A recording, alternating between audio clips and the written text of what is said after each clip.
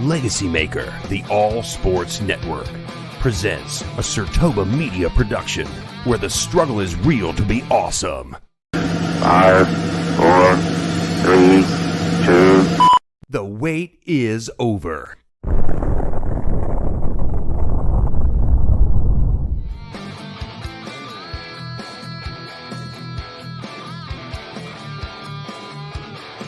Get your popcorn ready. It's time for the In or Out sports debate with your hosts, Korrey Mann from the Undisputed Champions Show, and Drew Willingham.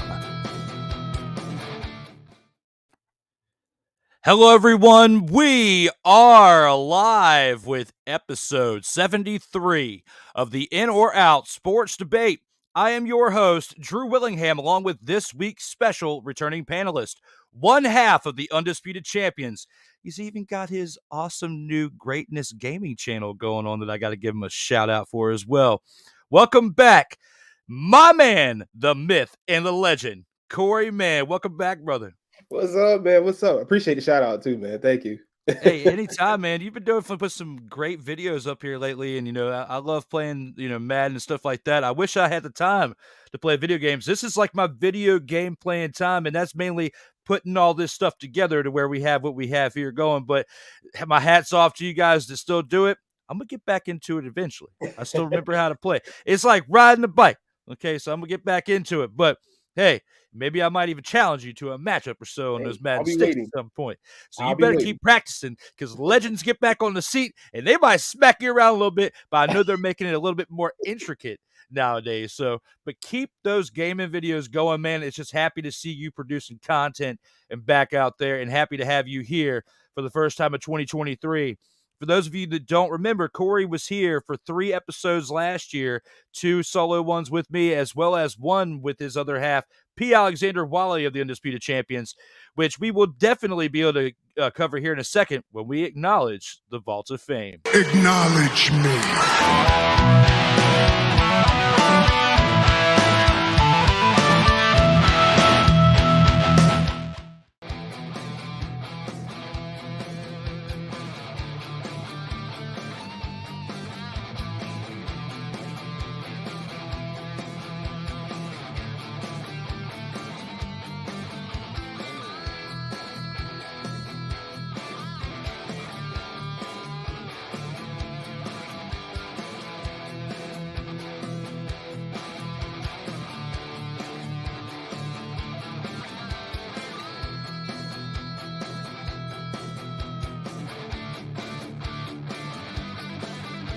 Man, you took me back. This is why this show was so important, and this is why I am personally validating and vouching for this show. If you are anybody in media, sports, professional wrestling, anything, you need to be on In or Out Sports Debate with my man Drew Willingham, because this has got to be one of the most fun things I've ever done in a long time.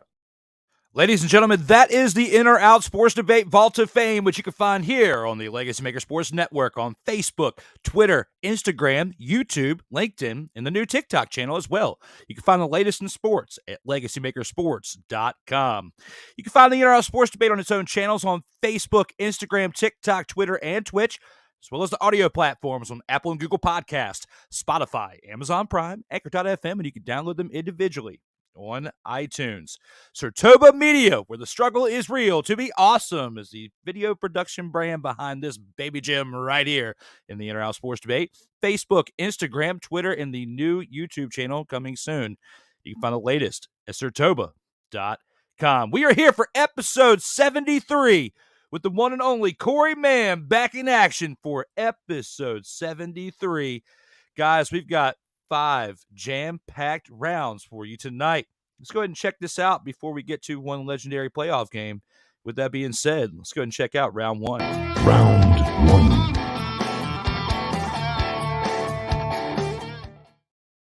And Korrey here with round 1. The team you know very well as well.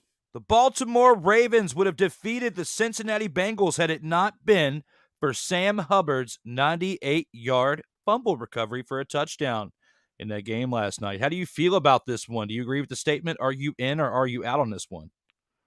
I am surprisingly in on this.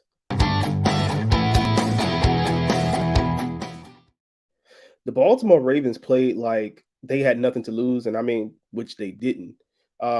With all of the controversy going on around Lamar and his contract situation and his knee, things of that nature, them not basically wanting to pay him, if we're being honest about it, when they should pay him, because look at the last few 4 to 6 weeks of their season that he was out, and they lost just about every game, if I remember correctly. So he is their offense. Now, I will say Tyler Huntley is not a slouch. He's coming off a shoulder injury and another injury he had. I think it was his hip or ribs or something like that as well. But yesterday, they showed a lot of heart. They showed that they wanted to win and that, they was going to take your soul. And Cincinnati just didn't look like Cincinnati until that 98-yard touchdown happened. They looked very stale. Joe Burrow didn't look like himself, but as they say, classic AFC North type of matchup. So, but with the way the momentum was going, with the way Baltimore was playing on offense with running the ball, and how their defense was swarming, I had no doubt they were going to take down the Bengals. Hey, I absolutely agree with you on this. I'm in on this as well. Yeah, like you had said, Tyler Huntley came in this game as a backup and still threw for 226 yards, 2 touchdowns. That one interception, though, I feel like was one of the turning points of this game, besides what happened with the fumble right there. Had you not thrown that pick, and had there not been that one fumble on the goal line, this game could have gone easily in the other direction because the momentum was on the side of the Ravens. Like I thought that we were going to have an upset between the Dolphins game yesterday with the Bills and Dolphins yesterday afternoon, and then last night with this one. Now, Snowman and I had episode 72 last night, and we were joking around. Yeah, we can miss the first half of the game, miss the first quarter, because this Bengals-Ravens game is not going to be a good one, because what we saw to end the season between the two teams with the backup quarterback situation, and it was a dumpster fire there in Baltimore. Let's just keep it real. And I didn't expect it to be as close as it was. Either Vegas had an impact on last night's game, or the Ravens showed heart. So it's one of the two ways, Korrey, but either way, I have to go in because it was that close and agree with you on this one. Oh, absolutely, man. Absolutely. Tyler Huntley, just mental mistakes, man. Mental mistakes. And, you can't, that the NFL game, the professional leagues, man, one mental mistake. If you're in high school, you ain't worried about it. I mean, you may be mad, but you can get over that. College, even, you can catch up at some point because the way college offenses fire off, you'll get back to it. But in the NFL, you make that one, and they were at home too. That's what makes it even worse oh my God. Yeah, Tyler Huntley's going to be kicking himself for that. We're going to see how things pan out for the Bengals in the next round. But, there's another sports entertainment event that Korrey and I both like very well. As you could tell between my background and his, you'll find a little bit of Easter eggs between our two that'll dictate that we have a little bit of fanhood for wrestling. Let's go ahead and take that into that with round 2. Round 2. And a topic that I have been waiting to discuss with my man Korrey Mann since the return of this character right here. And that is Bray Wyatt's storyline will surpass the Bloodline as WWE's best in 2023. How do you feel about this one, Korrey? Do you agree with the statement? Are you in or are you out? Man, Drew, you're going to put me in this situation here, man. Put me in the corner. I'm going to go ahead and say I am out.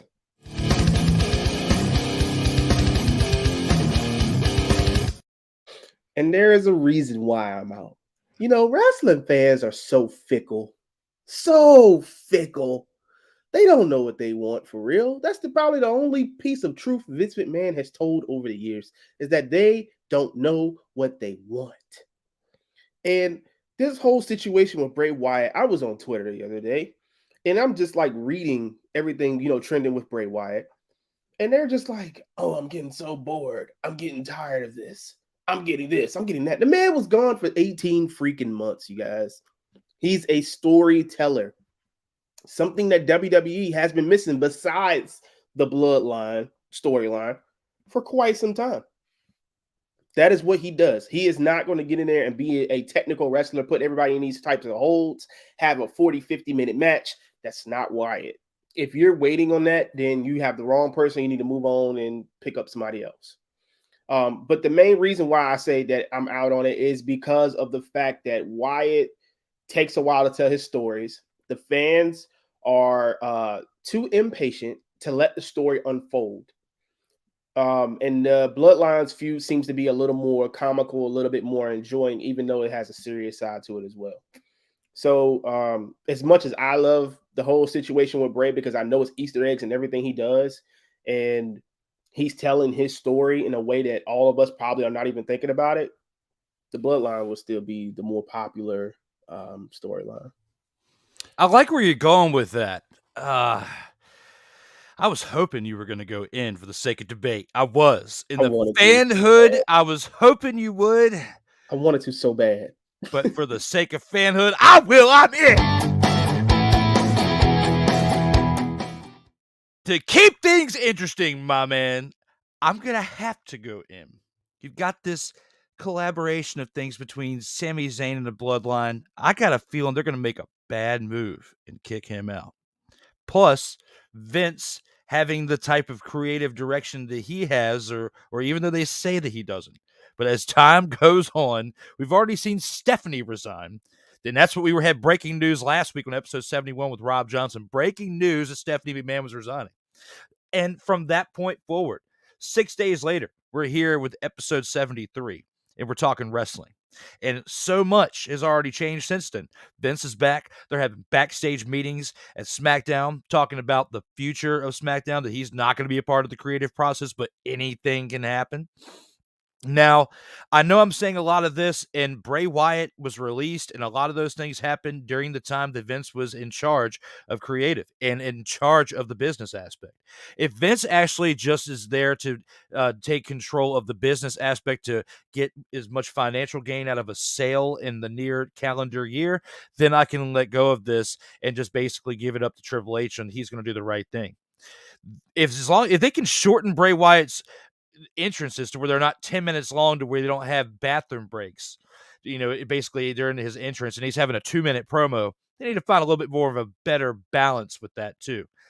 I think with the sake of what they're doing with Alexa Bliss and about to turn her back in and potentially adding more within the stable of what Bray Wyatt has, I feel like overall they could rewrite some wrongs that they did with some character back in the day when Vince was in charge of it, and Triple H with Bray Wyatt being an NXT original and wanting to do what he wants to do with the NXT originals, and especially rewrite the wrongs for them, because they've all been kind of cast aside and shoved under the rug over the past half decade when Vince is in charge. I feel like with Roman being Vince's boy and Bray being actually Triple H's boy, there's a good chance that our storytelling could see a huge dramatical turn within the next quarter of this calendar year, and we could see some major upside, especially if the rumors are true where they're going to split the WWE Championship and the Undisputed Championship. It's going to be interesting to see if that actually happens too. I've been reading up on that here too lately, but if that actually happens, we could see this guy with Uncle Howdy in his corner with Alexa Bliss doing whatever the father she was doing before, being in the corner, hopefully not that stuff that she had a drippy down in that WrestleMania that was at last, or 2 years ago at this point, or whatever was going on in that. It was nuts with whatever storyline that Vince had going on then. I'm hoping this WrestleMania is going to be a huge one for Bray Wyatt. Yeah, man. I mean, I wanted to go in so bad. I wanted to so bad. Like the fire is burning in me to be in on this subject. And basically me being out is based on the fans. That is it.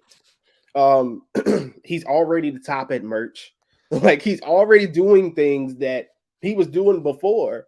But as you said, good old Vince and his hokiness, the truth is, I love it. Yeah, had planned. And sometimes you just gotta, as a leader, you have to sometimes understand that my hands don't need to be in everything. I need to let him have it. Now, if it's something a little crazy, okay, that can get me in trouble with a rights deal or something like that. All right, cool. I'm gonna pull back on you a little bit, dude.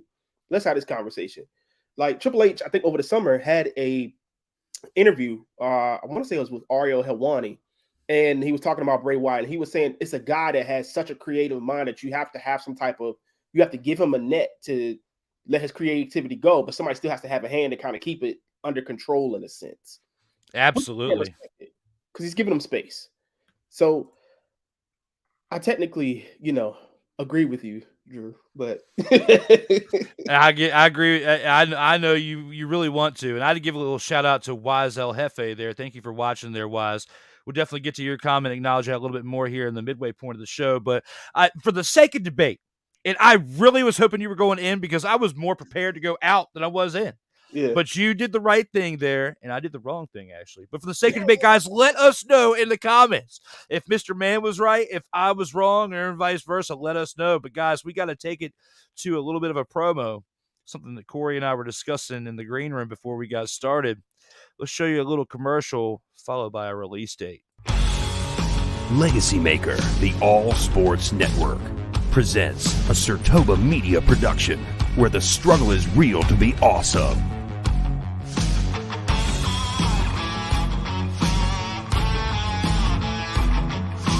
Acknowledge me.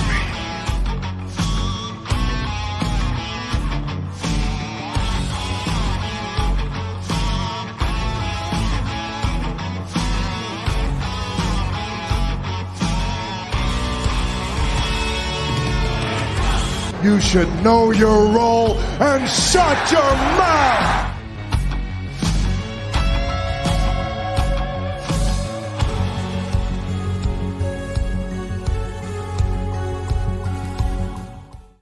Three, two, one. Here it is, episode 1.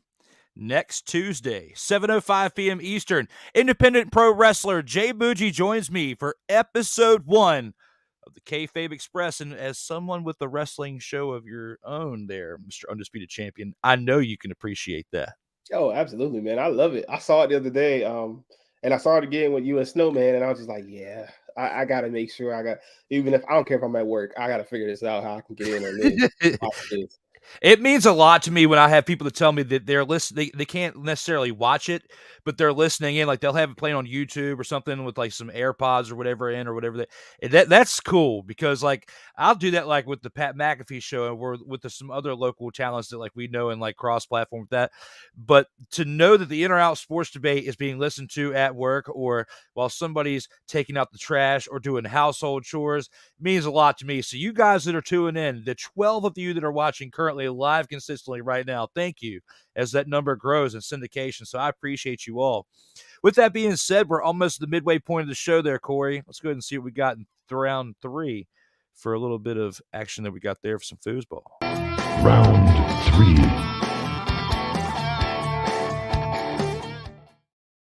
3. In a game that I was calling the upset because they were been exposed all year long, and that is the Minnesota Vikings.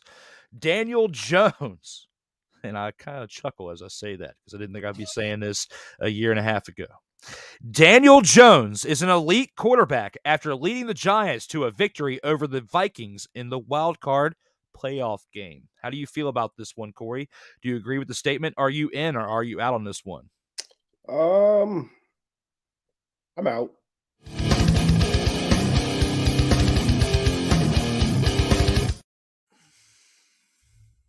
Oh, wow. Had the wrong one. And to, kind of say what Mr. Bullwinkle would say, hail to the no. Did he have an elite game yesterday? Absolutely. Daniel Jones played flawlessly yesterday. And I think the New York Giants were inspired by the game that they played earlier in the season against them. And it was it was more of like a mission for them. You can tell that it didn't seem like just a normal game to them. They didn't come in bull jobbing like they were on the boat a few years ago, Odell and them, that they never recovered from until now. They finally got a coach and a culture in the Giants organization that has gotten to know Daniel Jones and is utilizing Daniel Jones in a way that exploits his talents until he can catch up to where he can say, I'm an elite quarterback in the league. Maybe top 15, Maybe I'm being nice.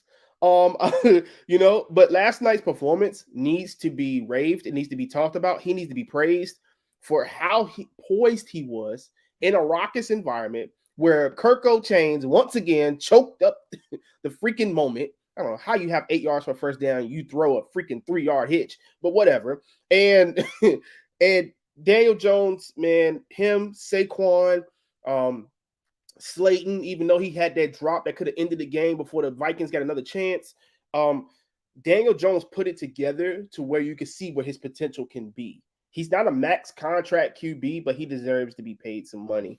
Is he serviceable? Absolutely. Brian Daboll is the one, though, that deserves the credit. Korrey, this is tough. This is really tough, being in the NFC East. For the sake of debate, though, I'm in. Again, never would have dreamed of saying Daniel Jones is an elite quarterback 18 months ago, but I'm going to say it right now. Yes, the Giants did finish 9-7-1 to finish the season. And yes, they were in third place of the NFC East. But the top 3 seeds made the playoffs, and potentially all 4 seeds almost played it. Had the formerly known as REDSKINS, now the Commies, would have played it a little bit better in that Week 17 matchup against the Browns and won that game, leading into the following game against the Cowboys, which they won, undoubtedly 26-6. We're not going to go there as a fan, as you can see with the license plate behind me. But when you throw all that into perspective and you think about the NFC East, yes, they were in third place, but you already knocked off a 13-4 team. They had a lot of hype going throughout this season. And one Kirk Cousins who wanted to wear the bling on the airplane and, throw a little bit of gritties and just kind of chill out and have a great time after victories against his former team. Well, his former team will mollywop him next year if they have a chance to play him again, and it potentially could. Anyway, back to the statement of Daniel Jones being an elite quarterback. When I think of what he's done, and I see what he did last night in the game yesterday, 301 yards, 2 touchdowns, no interceptions, did not turn the ball over in a playoff game against a 13-4 team. To be poised like that, doesn't matter what your overall regular season record states, to be able to come into a situation as that, playoff situation, be poised, take that team over the hurdle of against a 13-4 team that has that hype and get that victory. I have to give it to him. Now, I don't just give this out as elite quarterbacks just to anybody, but to be able to hang tough in an NFC East where you've got a 14-3 Philadelphia Eagles and a 12-5 Arlington Desperados, as the LegacyMaker Sports Network likes to call the Dallas Cowboys, because they're going to get mollywopped by the mother-fathering Buccaneers, led by one of the greatest of all time in one, Thomas Edward Patrick Brady II, tonight in about 45 minutes. So we'll be ending the show just before that, so you can get tuned in for that mollywhopping led by one, Thomas Edward Patrick Brady II. And you knew I was going to find a way to get it into episode 73 just before kickoff so that the legend known as one, Thomas Edward Patrick Brady II, goes in there and mollywhops the Dallas Cowboys to where we've gone from 3 to 2 NFC East teams. Currently 3, down to 2, thanks to one legend known as Thomas Edward Patrick Brady II. You can thank me for the laughs later. Drew, I'm disappointed in you. I'm so disappointed in you. This was the time for you to berate the Giants, man, to take them and drag them through the mud and show that commie pride. And you didn't do it. Oh. Disappointed. Daniel Jones, you know what? Last night he deserved his props. But in one game, Mr. Man, I am disappointed in you. What? Oh, I said I'm disappointed in you. What? Because when you look at what my promo stated, I was taking that formerly known as REDSKINS hatred towards the NFC East and putting it towards the Cowboys. when I was talking about one legend known as Thomas Edward Patrick Brady II. Mother-fathering destroying the Cowboys tonight. Well, I mean, I got that point. I got that part. But still, they're still in your division. Like me, this is where I have a problem though, Drew. Tonight's game, I have a problem because I absolutely hate Thomas Edward Patrick Brady II, and I hate the Buccaneers, and I hate the Cowboys. So it's all just one cornucopia of freaking horse crap that I got to sit here and watch because I can't stand either one of them. I don't even care who wins. Matter of fact, I'm kind of leaning towards more of the Cowgirls winning versus the daggone Bucks because I can't stand the Bucks that much. 28-3, Drew. That's all I got to say. 28-3. I can't. I will never get over that. The rest of the time I walk God's green earth, I will never get over 28-3. Ever. And maybe this is just a situation of me not being able to. You can't handle the truth. But I'm trying, bro. I am trying. I really am, because even Sandra Brown acknowledges it. Ain't nobody got time for that. Because this situation right now is like somebody on the street standing in front of me and doing this. I'm just trying to keep it together as we get to our midway point of our show. But guys, as we've reached that midway point of the show, let us know what you think about our comments here as we head into the midway comments known as the Medial Mayhem.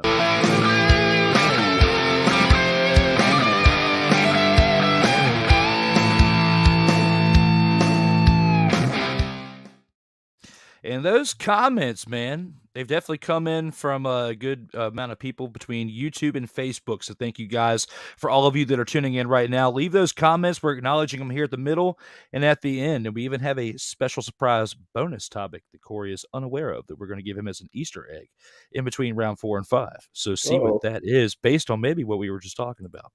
Let's go, says our super fan, Ike doesn't give a fuck. And welcome back, Ike, with the best name of all time. And with that, about 12, 15 episodes ago, I gave him this little entrance because when you say it fast enough, it sounds like a Disturbed song. And it sounds like this. Ike doesn't give a fuck. Fuck. Fuck. Fuck. Fuck. You gotta love it. Ike does sound like Disturbed, man.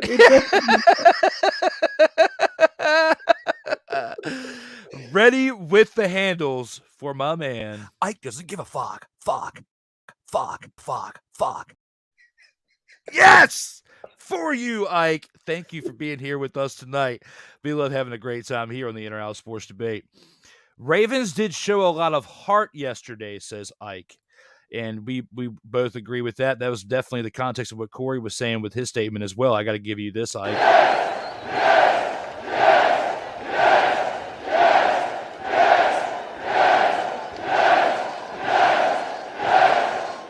A Daniel Bryan sensation for you there, Ike doesn't give a fuck.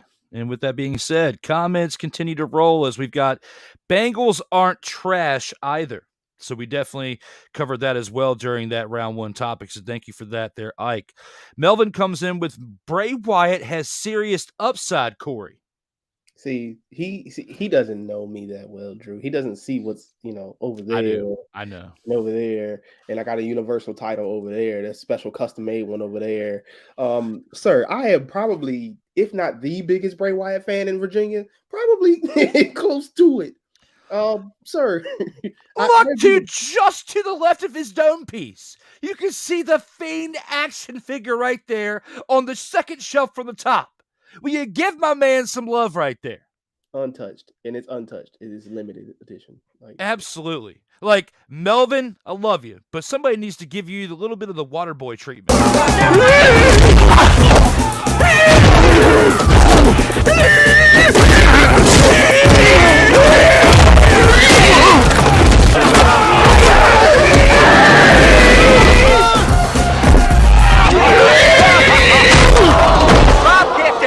Like Boucher knocked him out cold. Abso-mother-father-and-lutely, Melvin. Come on. Get it together, brother. Now, with that being said, he comes back with what's up, fellas, laugh out loud, because he knew what he said would get him in the doghouse. He knew. Back to Stuck in My Mind podcast. This is Wise El Jefe. Wise, if you were still watching, he is a one-time Vault of Fame inductee with episode 38, so he was here for that. Thank you for being here in the comments there, Wise El Jefe. We definitely appreciate you watching this show. And then Ike comes back in with this there, Korrey. Hokiness, because you said Vince's hokiness. With that, I got to give him a little bit of this. You're fired. Because when I even heard the word hokiness, I was doing this.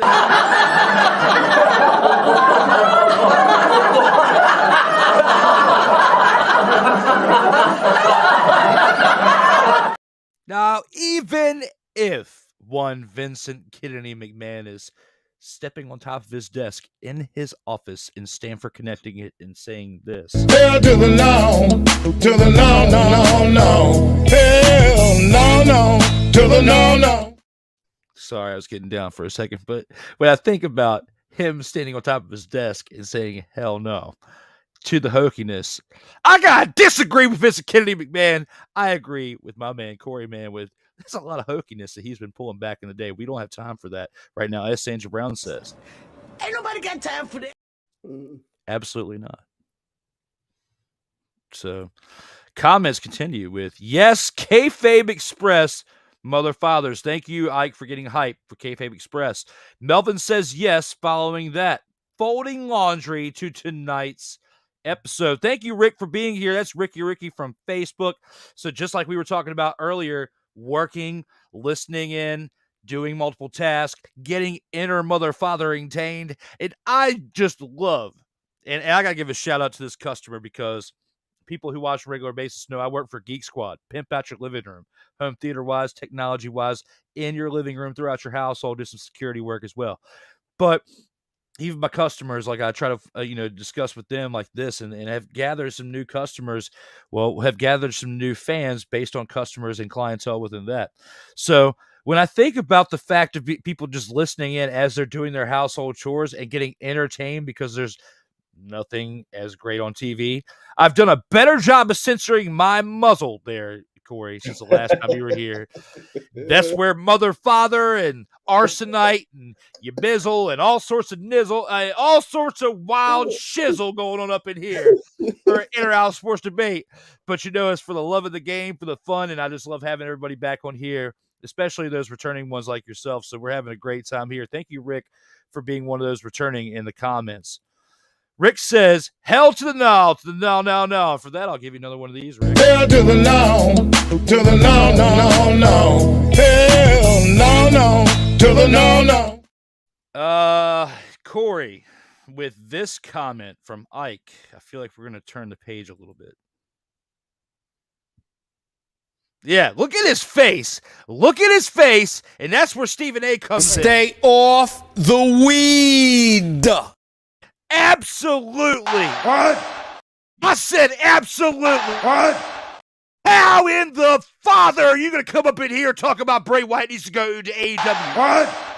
That's like sending the star player to the minor league. What? I can't tell you how many times. Once, twice, 3, 7 times over again. What? I did just skip 3 to 7. What? 3 to 7. What? Not 4, 5, or 6. What? Straight 3 to 7. What? Over this comment. Bray Wyatt to AEW, not mother fathering happening.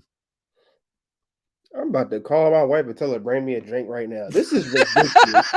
You gotta be kidding me. He did that just to troll me. I think I specifically believe that he did that just to troll me. So you know what? I'm gonna let you have it, man. But you absolutely need to go step on some grass, man. Go step on some grass. Even Melvin says, what, Ike? Even Melvin was like, What? Can I get another? What? Even Sammy's getting pissed, but he wants to say this. Say what again? Say what again? I can't help it. Sammy's getting upset. Melvin's getting upset. People up in the chat are getting upset. Rick comes back with Dak wins tonight. He wins MVP outright. Come on, Rick. Rick, Tom Brady's going to come up in here just like this and say You this. may claim to be the best in the world, but I'm better than you. And you know it. Charles Barkley's looking at your statement right now and saying that That's terrible. Chris Tucker is holy schnizing. Damn! While Tom Brady looks straight at the San Francisco 49ers for the following week in the divisional round and saying this. I'll be back.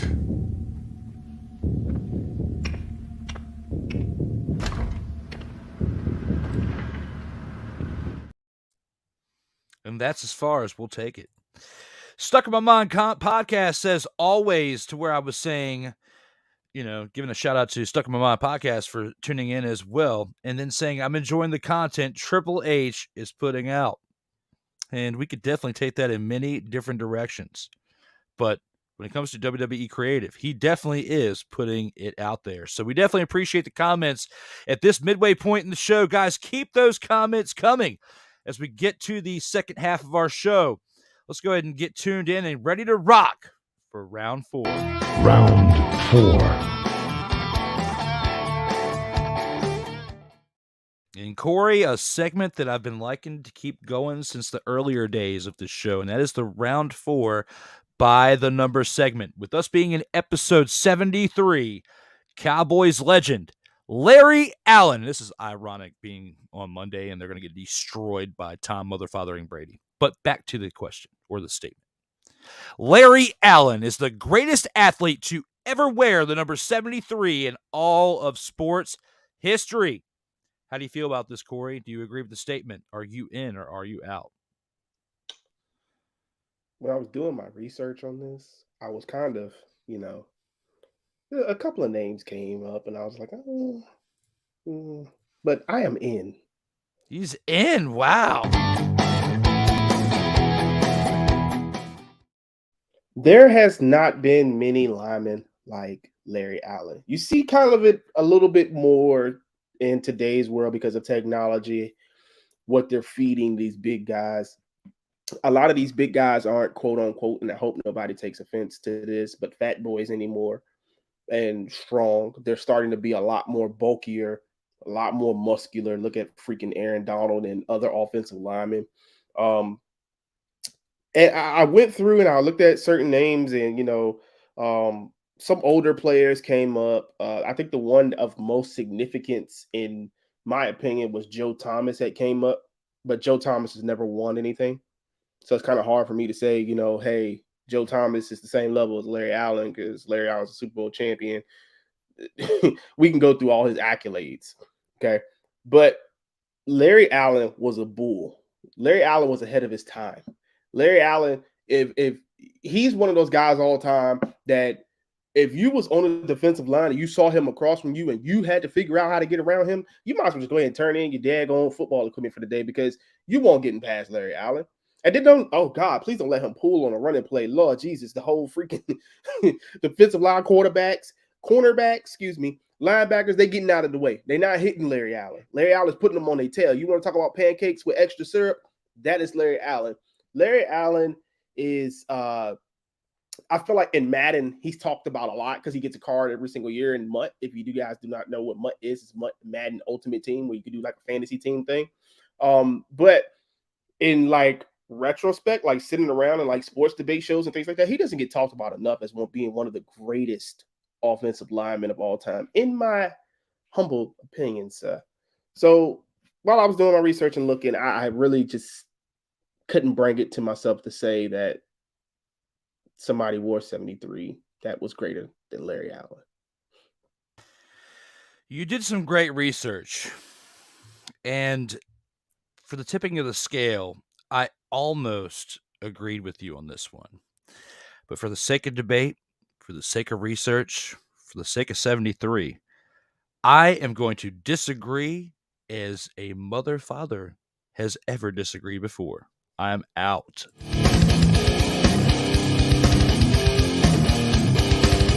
And yes, Korrey, the drama was there. And you know I hate drama. My man, I hate it. But I had to throw it here for this number, for episode 73, Korrey Mann, Larry Allen is not the greatest to ever wear 73. And I'm going to tell you why. There's two mother fathers that have that best in front of them.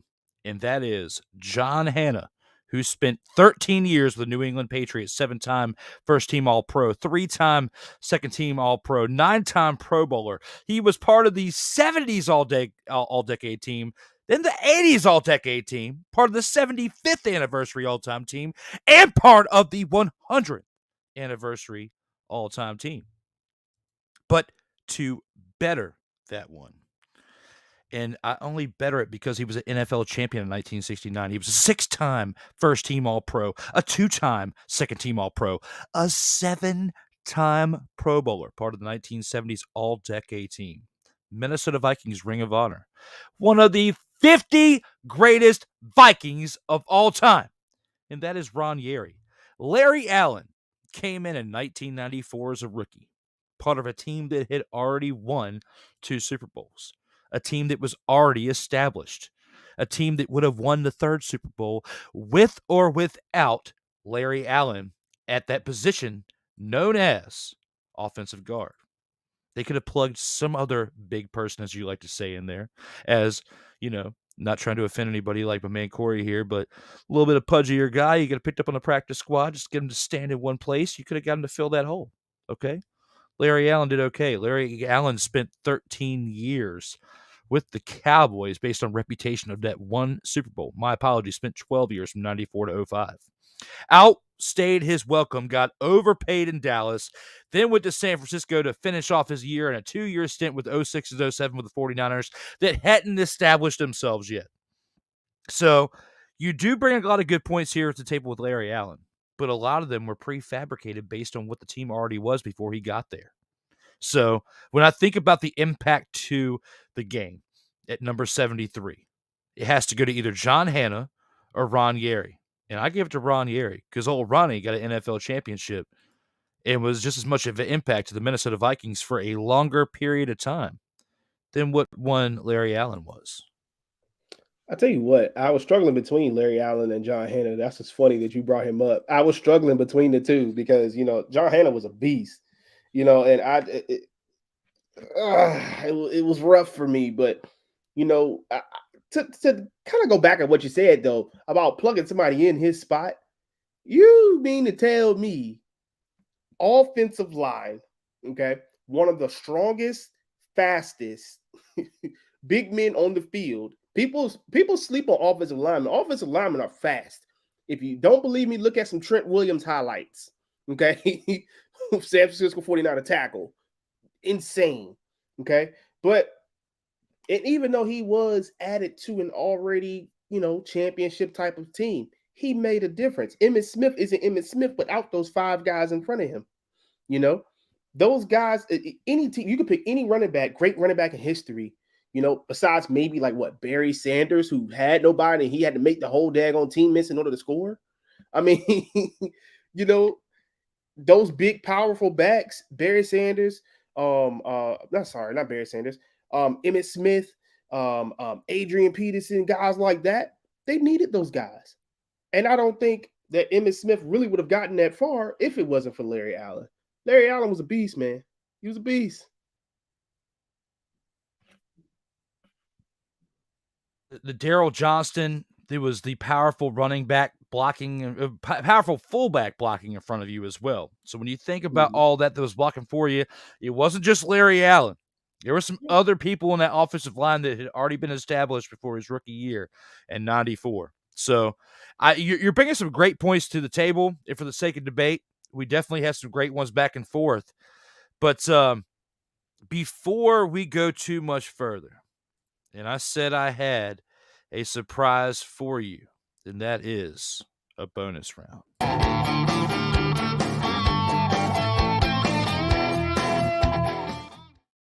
Korrey, that bonus round is this. Thomas Edward Patrick Brady II will extend his undefeated streak against the Cowboys tomorrow night. Exactly, it will be tonight, though. Do you agree with that statement? Is it in, or are you out on that one? Drew? I am out. I'm out.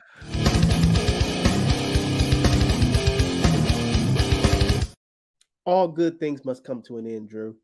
I know he's 8-0 against Dallas. And as much as my disdain for Dallas, is worn on my face, Dallas has played like crap over the last 4 to 6 weeks. Just pure crap. They don't look like a team that deserves to be in the playoffs. But guess who's looked like crap the entire season? Except for game 1 against Dallas. The Tampa Bay Buccaneers. They don't deserve to be in the playoffs. They look terrible, horrible. I don't care if last week Brady kind of showed a resurgence and Mike, all of a sudden he figured out he got Mike Evans as a receiver. I don't care. Their defense stinks, okay? They have injuries across their defense to major players, major key contributors. If Dallas plays their game, which is get Tony Pollard, Zeke Elliott, that ball, stop relying on Dak, run the daggone ball outside. Forget Vita Vea in the middle. Don't even go towards Vita Vea. You got a good enough offensive line to get out there and run on the outside. Forget Devin White and all those other guys. Get to the outside, run the ball. Take the clock away from Brady. They have no time to score. Tampa Bay has been a complete shell of themselves all season long. Dallas has looked like crap the last 4 to 6 weeks. I'm expecting Dallas to get back to the basics, run the ball, play defense. Their defense is elite with our old head coach who all of a sudden knows how to coach defense again. So, Drew, put me in this position, man. Why? Because for the sake of debate, I have to disagree. I'm going in.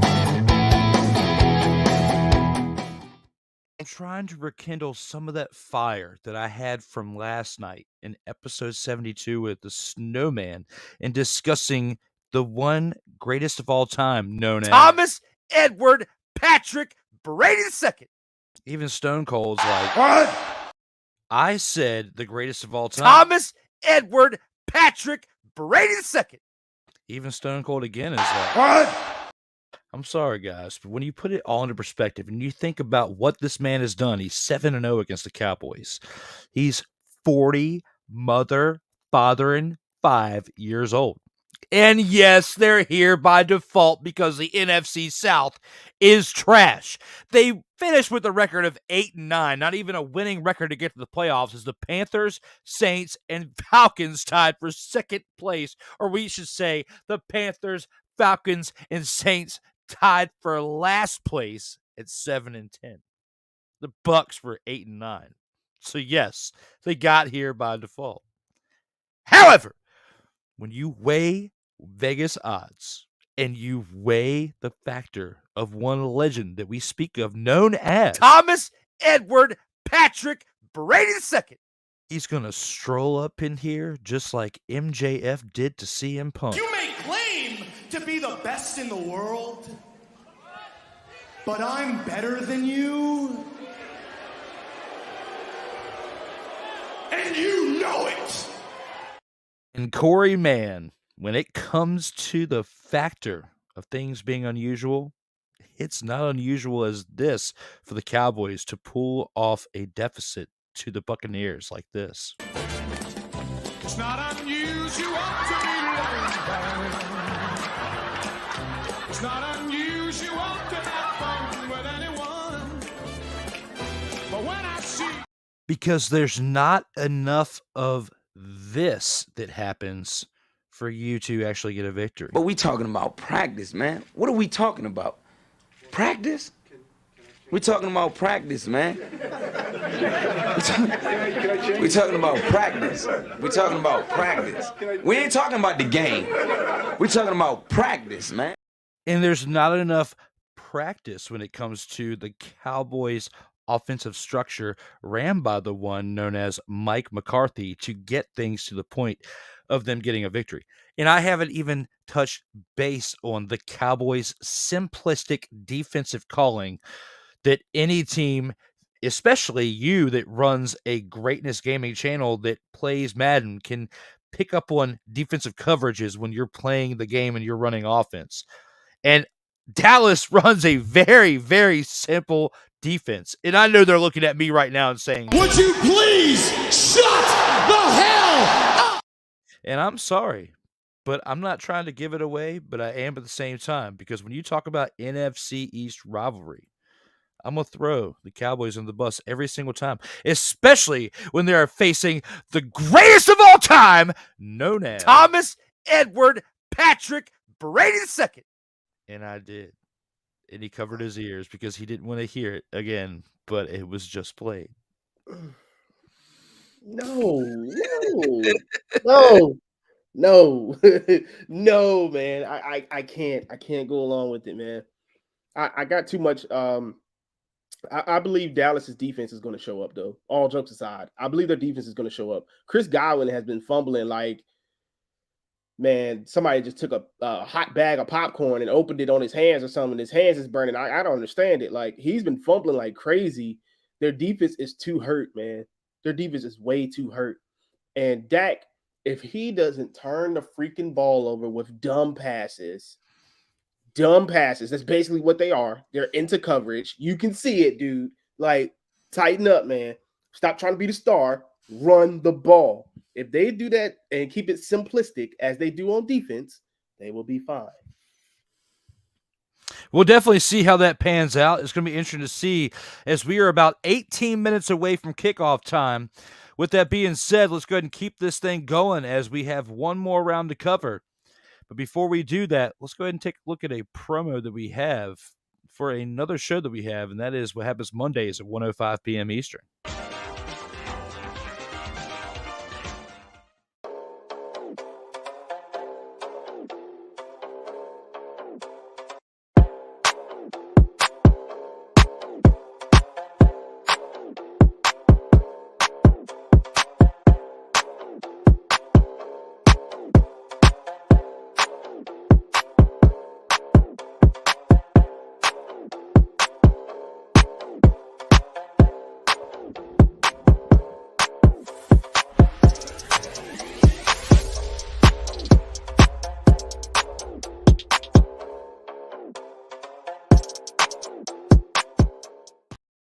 Ladies and gentlemen, that right there is the Sports Senseis Unleashed. A new episode dropped today, episode 5, today at 1:05 p.m. Eastern. You can find it on Mondays.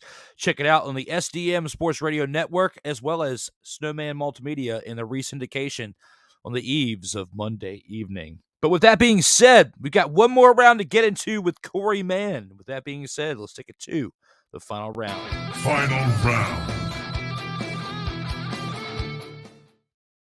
Korrey with the final round right here. Vince McMahon should appear on Monday Night Raw's 30th anniversary show and get the recognition that he deserves.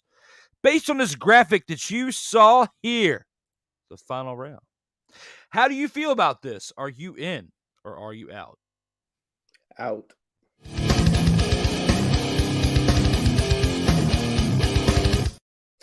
I wish I had all the Infinity Stones because, I would just do this and he would disappear right now. Thanos him right now. Get him out of here. I'm sick of him. I'm done with him. He has made the last few years of me watching his program of wrestling very, very unnerving, stressful. You name it, that's what it is. Depressing. All you need, Drew, is to look at the last 7-8 months of WWE. That's all you got to do. Look at the last 2 quarters of WWE programming and look at how the ratings have went up. Look at how the revenue is into billions of dollars. We're talking about profit records for them, etc. Vince McMahon needs to just stay out of the way. If he wants to come back, as you said earlier, and work on a deal in order for him to sell WWE, by all means, go ahead, dude. It's your baby. You created it. Go ahead. I'm not upset about that. But I don't want to see you on a camera screen. I don't want to see you. Last time I remember seeing you is you having the worst stunner in human history. So, no, please stay off of television. I mean, I know he was on since then, but stay off of television. Just stay in the back. Just stay in the back. Don't show up. I'm almost at a point where I don't even want him to show up at his own Hall of Fame speech. Even though I know he's been a trailblazer, he's did some great things over the years, especially with the Attitude Era. That's when he was at his peak. The ruthless aggression era. He did a few good things, here and there. Did some good things. Finally made the right decision with Roman, making him go heel. But other than that, what has Vince done? Caused nothing but angst. Caused nothing but depression. I mean, he's turned away his fans. And now those fans that had supported WWE for so long is coming back in. They're coming back. They're slowly coming in. They're like, okay, I'm going to give this a shot. I'm going to give it a shot. And they're coming back in. And what does this freaking egotistical maniac do? No, Vince needs to stay away. He needs to stay away. Go away. Stay in the back. Have your little stupid dinosaur thing on the backside of your office and stay the hell away. Please. Please. Korrey brings some great, compelling arguments to that. And I'm like half and half, like a creamer. Like, I want to go one side or the other. And he's probably thinking, why in the hell does he even think about going to the other side? But for the sake of debate, I got to go in. My brother's rolling his eyes thinking, what in the hell is he about to discuss right now? And when I think about this, when it comes to his recognition, Monday Night Raw, WWF, WWE, SmackDown on Fridays would not be what it is without the inheritance of the McMahon family. And I say inheritance because Vince McMahon inherited this company pretty much for a very cheap rate from his father in the early 80s and has been running this company consistently for over 4 decades now. And yes, he had a short period of time where he was away. But in the period that he was away, he was still majority shareholder. At any time, regardless of what the public opinion was or whatever, he didn't have to step away. He owned over 70% shareholder power and voting power. He can vote his way back in whenever he wanted to, just like he showed us December 20th when he sent the letter to WWE headquarters stating he was coming back. Now, he didn't intend on any shakeups to happen, but when you bring 2 to 3 other board members with you to be yes people to your board membership, of course, that's going to help bring you back in. But when you have 70% voting power, you can just easily say, I'm back, mother, father, y'all, I'm back, we're here, what's up, I'm running the ship. And that's what he proved. He flexed his way back in. He paid his debts. A half a year went by. He comes back. Even though he didn't intend on a shakeup, Stephanie McMahon decides to resign. And we covered this earlier in round 2, a little bit, but I'm going to cover it more now with it being a more of a Vince McMahon type of topic. 30th anniversary show of Monday Night Raw comes up. There would be no Monday Night Raw without Vince McMahon. There would be no WWF, WWE 40 years later after his father if it wasn't for Vince McMahon. As a character on TV, even though he did take one of the worst stunners of all time at last year's WrestleMania, as a character, stay off of TV. But for what you've done to professional wrestling, when you weigh out the stuff that he's done behind the scenes, because we're going to acknowledge Ric Flair on the 30th anniversary of Monday Night Raw, and think about what he's done by flashing his mini flare on the airplanes, on the the plane ride from hell, or whatever they want to call it, from 2002. Okay. And that was just one incident. I'm sure there was several other incidents that transpired within that time frame. But when you think about what the WWF, now WWE, has meant to the art of professional wrestling, regardless of what he's done over the past of the half decade or the past decade creatively, 30 years before that, he was on top of his game. And he deserves to be acknowledged, just like anybody else who's part of the Hall of Fame that we bring back. You know, you got the Ultimate Warrior. He was gone for several decades, and they acknowledged him in 2014. You're acknowledging Bruno Sammartino and other ones that had been gone for other decades because of their other beefs with WWF. My part to this is let him come out on the screen. You acknowledge him as a character and what he's meant to the past WWF and WWE, not today, not the past half decade, because arguably, and we can have that as in our own topic. You and I can debate back and forth, which will be on the same page, of how much he's hurt professional wrestling over the past half decade. But everything leading up before that, even though he had a good, strong team behind him since the new millennium turned, there would be no professional wrestling. There would be no, top of the food chain of WWE had it not been for what he meant to this company and to professional wrestling in general. I'm not saying in the last half decade. I'm not saying that his personal decisions have been the best.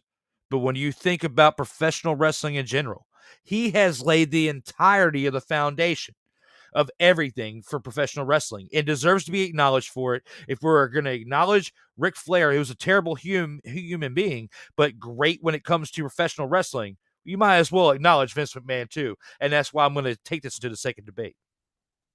Well, I mean, I don't disagree.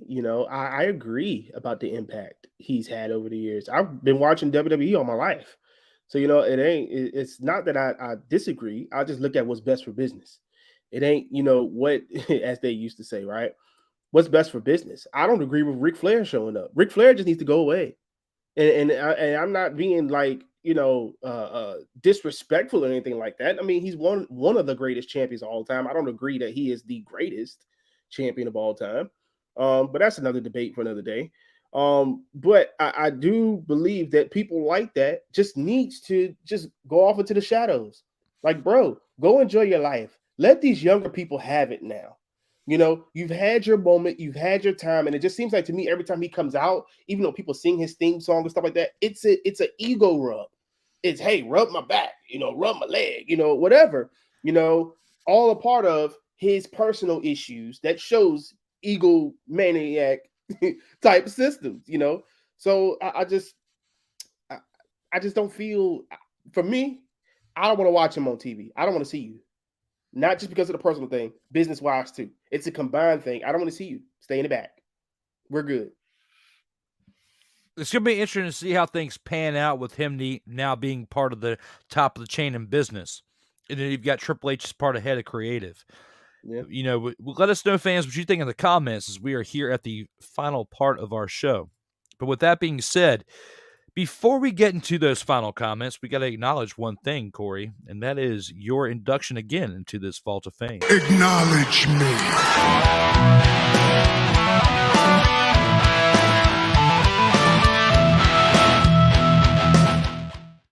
Ladies and gentlemen, again, it is time to acknowledge the Vault of Fame of this episode. And with that, Korrey being a returning member of the panelist section of this show, he is now a 4-time Vault of Fame inductee. Korrey Mann, one half of the Undisputed Champions, also the head honcho of Greatness Gaming. Go check that out when you get a chance. It's now a 4-time Vault of Fame inductee. You can check him out here on the leaderboard as he is now in third place. Proud, honored member to be in third place. I'm proud to have him here. As much as proud as I am to have the people at the top, to be honest with you, and I know you're listening, but Korrey has been a great addition to this In or Out Sports Debate show, and I've got to give him acknowledgement here as we have Rob Johnson at the top with 13 appearances, Joey Raymond, second place with 11. We have Darrell Owens, Mr. Rollback, James Brown, Champagne Jimmy, and Korrey Mann, who is here now, tied for third place on the leaderboard, followed by fourth place, Brian H. Waters, Cody Stewart, Michael Bish, P. Alexander Wally, the other half of the Undisputed Champions, and Brian the Snowman Snow. And we have 12 panelists tied for fifth place with 2 appearances apiece. It's been a great rendition of this show known as the In or Out Sports Debate. 2022 was a great year. Glad to have Korrey back here. It has been awesome of a ride with this show and looking forward to what we have in store for 2023.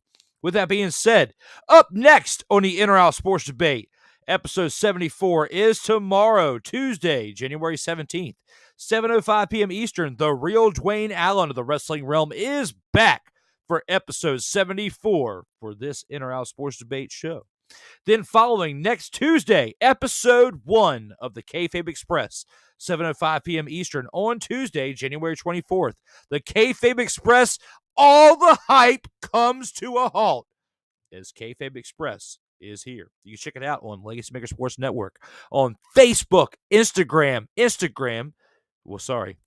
Instagram, Twitter, YouTube, LinkedIn, TikTok, and the LegacyMakerSports.com for the latest in sports action. The In or Out Sports Debate is on Facebook, Instagram, TikTok, Twitter, and Twitch, as well as the audio platforms from Apple, Google Podcast, Spotify, Amazon Prime, Anchor.fm, and you can download them individually on iTunes. The struggle is real to be awesome. SIRTOBA Media is the video platform that gives us our backing here for our video debates on Facebook, Instagram, Twitter, and the YouTube channel coming soon. You can check out the latest on SIRTOBA.com for the struggle is real to be awesome. The Sports Sensates Unleashed is the show you can find at 1:05 p.m. Eastern on Mondays. Episode 5 dropped earlier today between me, the Snowman, Brian Snow, and myself, D. Willie, Drew Willingham. You can find Mondays, 1:05 p.m. Eastern on the SDM Sports Radio Network. And if you want to throw a little tippy here, look at that stoic face on that $10 bill. I wish my face was really on a $10 bill, but if it was, you could throw it here at Cash App, $DWillie87, cash.app, $DWillie87. Here, to throw a little tip on Cash App if you'd like to. All that aside, all the advertisement aside, we are back for episode 73 of the In or Out Sports Debate with the one and only Korrey Mann of the Undisputed Champions and the head honcho of Greatness Gaming. Welcome back there, brother. We've gone through 5 full rounds, along with one bonus round that you had no idea was coming at you. I know you said you were like, why you put me on the spot? But I had to for one. Thomas Edward Patrick Brady II, who kicks off in a few minutes. But with that being said, we have very little time left to cover a few things, and we got to cover those comments from the fans to get on out of here.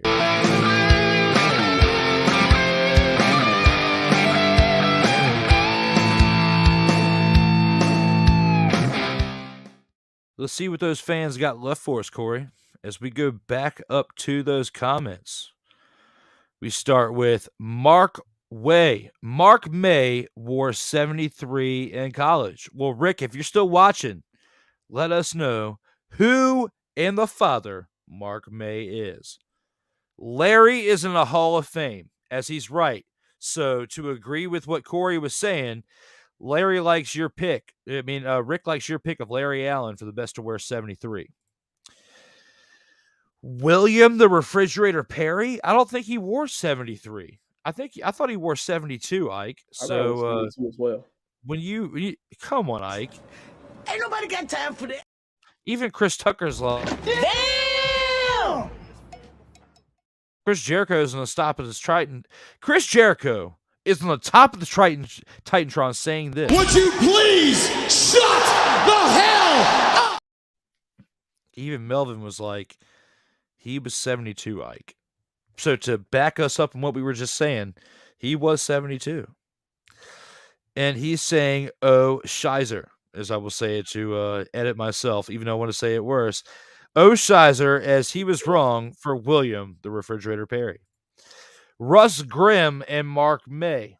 Russ Grimm wore 73? Was that Rick? If you're still watching, did Russ Grimm wear 73 for the Commies, formerly known as the REDSKINS? Because I thought he was in the 60s when he wore the number. I could swear he was in. Man, let me look this up because I could swear it was in the 60s, man. Yeah, it's going to be interesting to say that. And as we do that, with him looking that up, I got to put this theme up there.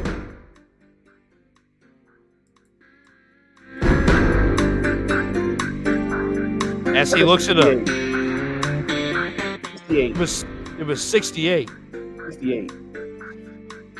Come on, Rick. Rick, as we have law and order up here right now, I expected you to come through with a number.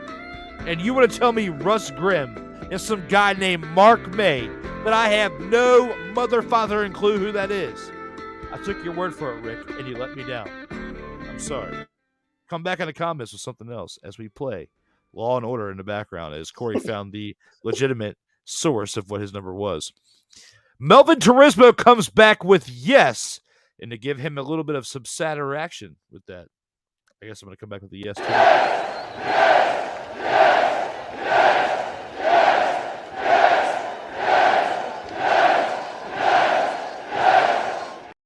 I meant some sub-satisfaction with that, Melvin. Don't take that out of context. But when you think about that, along with the other comments that we have here, Rick says, when they pulled and Riggins was running behind that. Rick, you might be talking about a decade in time that was before we were even born, so I apologize for not knowing what was up, but I don't know what was up with what you're talking about, so please reiterate that in the comments. TB12 loses by 40. Korrey, you really think he does? No. I'm reasonable. No, but is that a dream? Absolutely. Why not? Drew, 28-3. 28-3. My disdain for this man is through the roof. If he loses by 40, oh boy, that you gotta invite me back the next day. I'm gonna have a cigar and some glasses on and my feet on my desk, just looking the whole episode. I don't want to say nothing. Melvin says by 40, Korrey says by 25, and I'm on the side of Bishop Bullwinkle saying this. Hell to the no, to the no, no, no, no. Hell no, to the no. 40 points, Melvin? Even Chris Jericho's looking at you right now saying this. Would you please shut the hell up? Stephen A., who covers sports 7 days a week, never takes a break, is looking at Melvin saying, Stay off the weed. I can't tell you how many homeless people are in your face at a Wawa in the corner of the Tri-Cities saying this. And if you can't handle this, You can't handle the truth. take it with a side of this. Damn! And don't worry, when it comes to episode 74, tomorrow, I'll be back.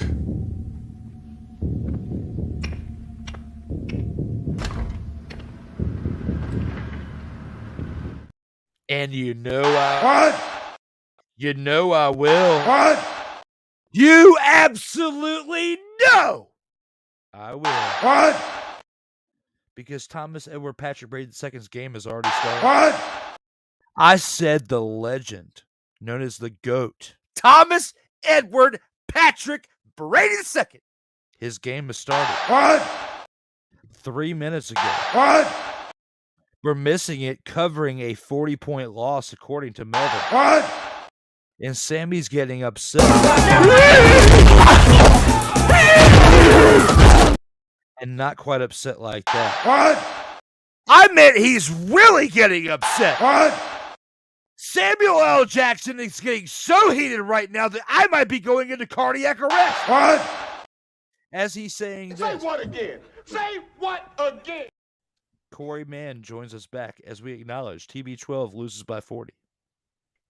And I just kind of took a glimpse at this whole thing. And Dak Prescott just threw 3 straight passes, and now they're on 4th down. And I'm just like, bro, you only a minute and a half into the game. Like, why?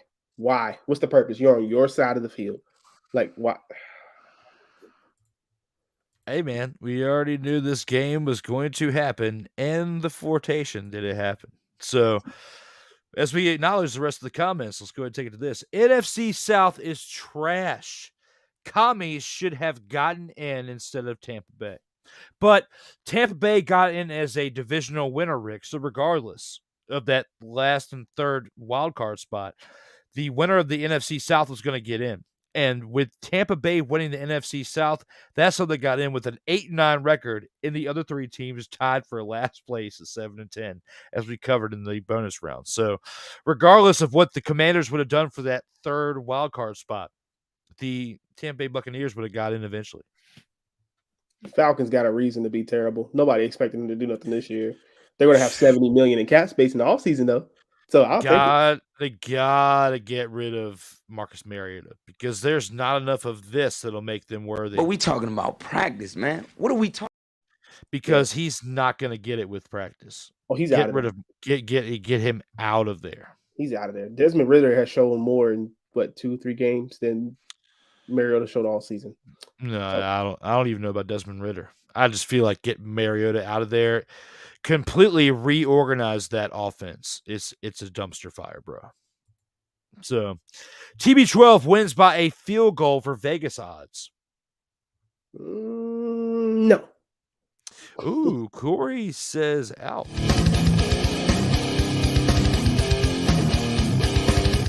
But when it comes to my man, Ike doesn't give a fuck. Fuck. I'm in. For the sole reason of this, I already argued it during the bonus round, so I don't have to argue it again to save myself from cardiac arrest. So thank you, Ike, for the comment of bringing up TB12 wins by a field goal. Get Vince into the Hall of Fame. I agree with that. I agree with that too for what he's done.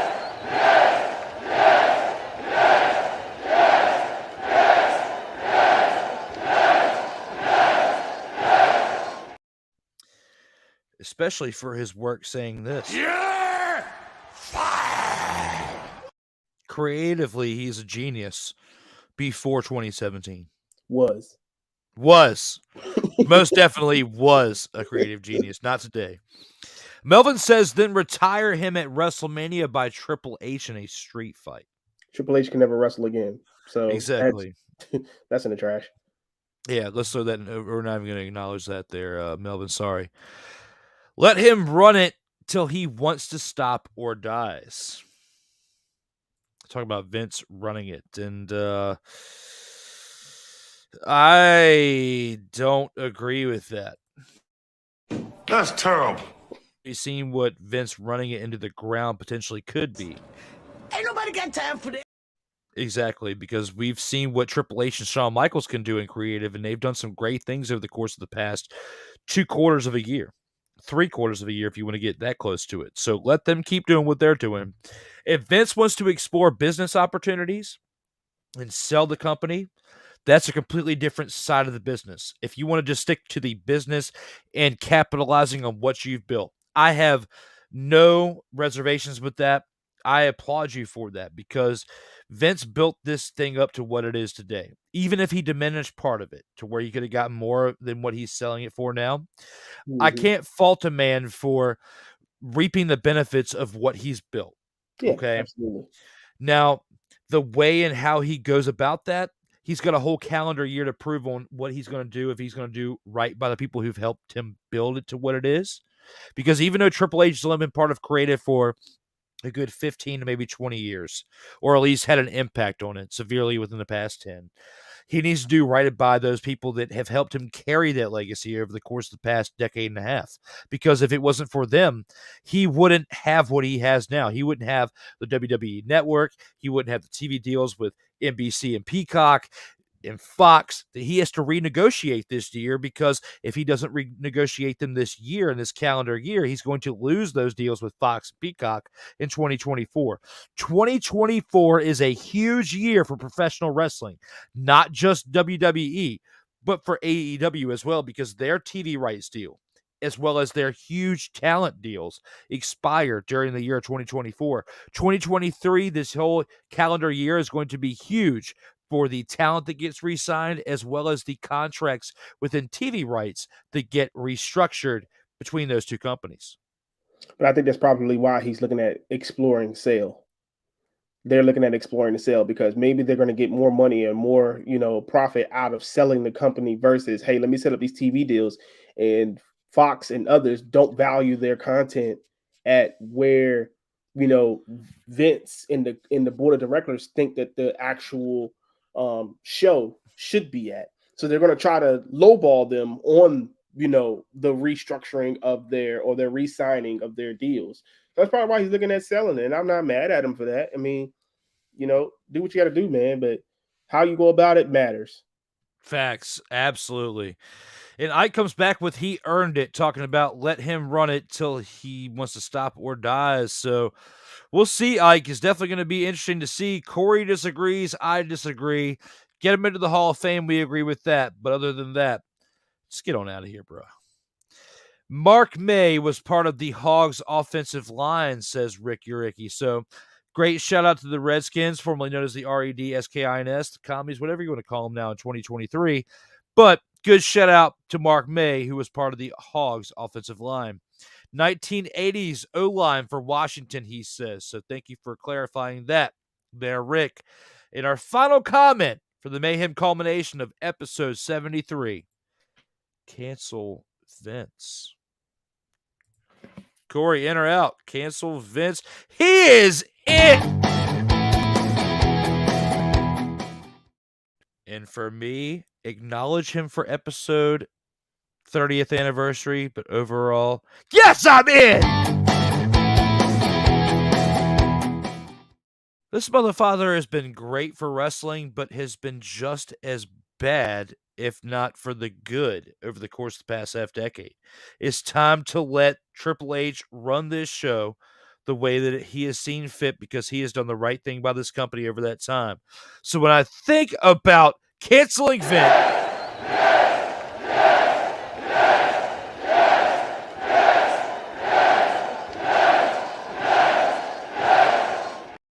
and in a full circle moment there, Korrey Mann, if Vince McMahon from 10 years ago could show up into Vince McMahon's office right now and say this to him in a hologram, "You're fired," he deserves to hear the words of that to himself in the words of, "You're fired." Some people are probably watching this right now and saying, "What? I'm sorry, but he needs to tell himself." You're fired. Because of what he has done to this company as a part of his spearship for this whole company. Because when you look at our final round graphic, yes, that might be Hugh Hefner with Vince McMahon's face on it. And I might have worked Canva in my own magic. But when you look at Vince McMahon in the ring with the Playboy Bunnies and the amount of money that he has spent off to them, how can you not think of him firing himself in the manner of this? You're fired. I'm sorry, Korrey Mann, but I had to. I had to do it for you, myself, and them. I appreciate that, man. I mean, I really do, because he needs to go. It's time to go. It's time. And just like that, speaking of time, it is time to take this into the final word and see what we've got to do to cap this episode off with what we've discussed throughout the entirety of the show.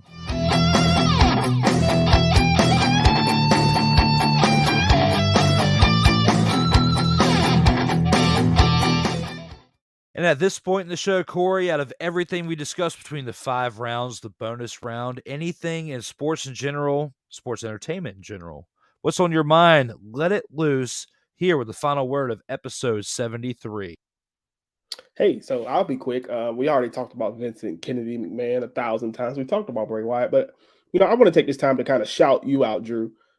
Drew, you have taken a concept and made it into a whirlwind of fun for a lot of people. I know for myself, I know Wally and I have talked about it off camera, things like that. I just wanted to give you your flowers, man, while I was here.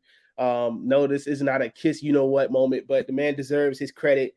I know you work extremely hard. You have your own freaking media, your own media production company and things like that. Dude, I am proud of you, man. I want you to continue to do what you're doing. I'll try to support you as best as I can, man, with my little crazy world I got going on over here.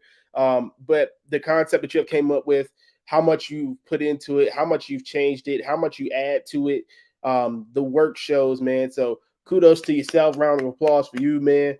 And just wanted to say thank you for having me on again. It was a lot of fun. Look forward to the next one, but kudos to you, brother.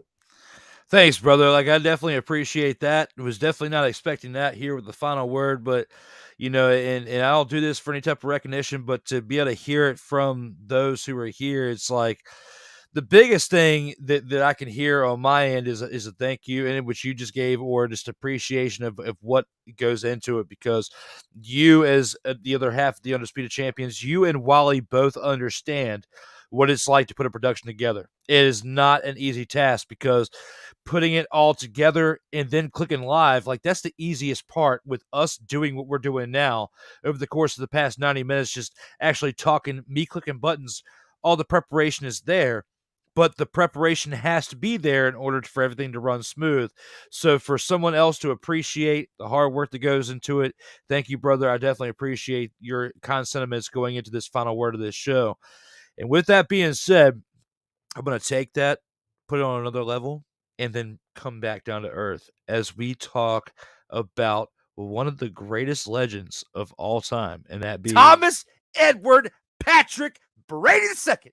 He's rolling his eyes right now. I see him. But when you think about the legend known as Thomas Edward Patrick Brady II. In this game that we've got going right now, it is in quarter one. There is no score. And when you think about it, it's only been 3.5 minutes that have transpired, but there is still no score based upon the fact that you have got the other team, the spearheading team, the team that has home field advantage, because even though they were 8-9, they won the division, but they are led by one Thomas Edward Patrick Brady II. And even though if somebody was spearheading this podcast, they would probably look at me right now and say, You're fired. But luckily, when it comes to my own creative, when it comes to this show, I am in charge. And when it comes to that, I will spearhead this. Thomas Edward Patrick Brady II. Will beat the Cowboys tonight. It's going to be close by a field goal. And even though some people want to say it's going to be a little bit more than that, I got to give the legend known Thomas Edward Patrick Brady II. his flowers. And I cannot click this button enough, even though some people out there right now are saying, Would you please shut the hell up? And a whole crowd might be agreeing with them saying this.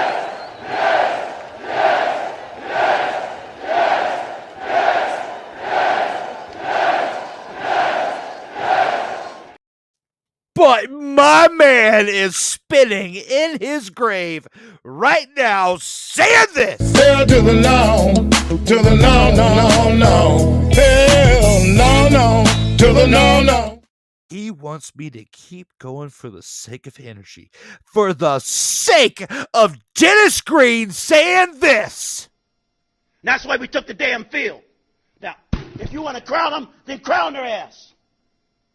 But they are who we thought they were, and we let them off the hook. Thinking about this team, known as the Buccaneers, coming in with a divisional winning record at 8-9, the Cowboys think they are who they thought we were. As Super Bowl champions 2 years ago, Tom Brady's coming in there staring at Dak Prescott, saying You this. may claim to be the best in the world, but I'm better than you. And you know it. And even though the AEW Staff is on the minor leagues compared to WWE, I can honestly take the AEW motivation in this direction. Look at the team known as the Dallas Cowboys. As I'm Thomas Edward Patrick Brady II, standing there in front of them and saying this for the first time in this episode. You should know your role and shut your mouth. know it, deliver it. You got time. It's the beginning of this game as it's 10 minutes into this game. Well, we're 5 minutes into the game. No score. Dallas has the ball at this point in the game. Korrey Mann is back.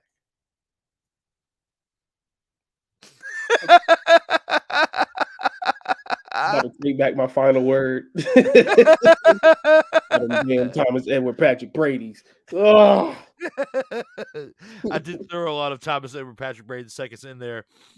Guys, we have had a great time here for episode 73 of the In or Out Sports Debate. Nearly 90 minutes of jam-packed fun with my man, Korrey Mann. Thank you again for being here with me for episode 73. Look forward to the next one, hopefully before episode 100. We've only got one thing left to do, Korrey, and that is look at one badass outro. For my man, Korrey Mann, I am Drew Willingham, D. Willie.